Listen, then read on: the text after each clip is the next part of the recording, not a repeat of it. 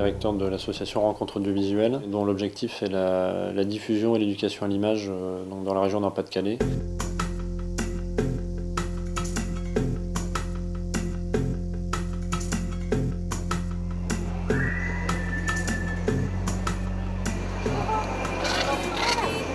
On est à Lille, on est dans la station de métro République Beaux-Arts et on fait de la promotion pour le festival du court-métrage. Donc une semaine avant, on projette des courts-métrages à l'intérieur de la station de métro pour interpeller les gens et les inviter à venir au festival du court-métrage. Et maintenant on va aux Galeries Lafayette, rue de Béthune. C'est la même chose, mais au lieu d'être dans une station de métro, on est dans la rue publique, la rue piétonne de Lille. L'éducation à l'image, pour nous, c'est l'idée d'apporter au public des outils pour comprendre toutes les images qui nous entourent. Et donc de plus en plus avec les flux télé, web, téléphonie. Voilà, donc c'est permettre d'avoir un regard critique sur l'image, comprendre comment elle est construite et du coup comment elle peut nous manipuler.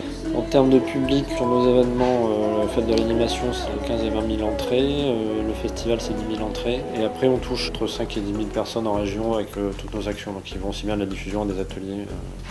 Aujourd'hui on travaille avec deux raisons sociales, qui ont chacune un CA, des salariés et des salariés mutualisés entre les deux associations. Il y a donc les rencontres audiovisuelles qui ont été créées en 1998 et l'hybride en 2007. Je remercie Gaumont et UGC avec qui on a pu monter cette opération. Donc l'hybride, le principe c'est donc de montrer des œuvres mais aussi de le faire dans un environnement particulier et donc très convivial. D'où le concept d'un espace unique avec écran, bar et canapé. Donc on a vraiment essayé de recréer, voilà, les gens viennent à l'hybride voir un film assis dans un canapé, un verre à la main comme à la maison.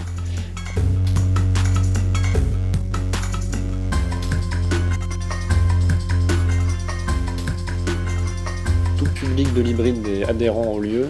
On arrive à 4500 adhérents en 2 ans. En fait, on a un fonctionnement un peu participatif dans le sens où le public peut venir et inviter à l'Assemblée Générale annuelle.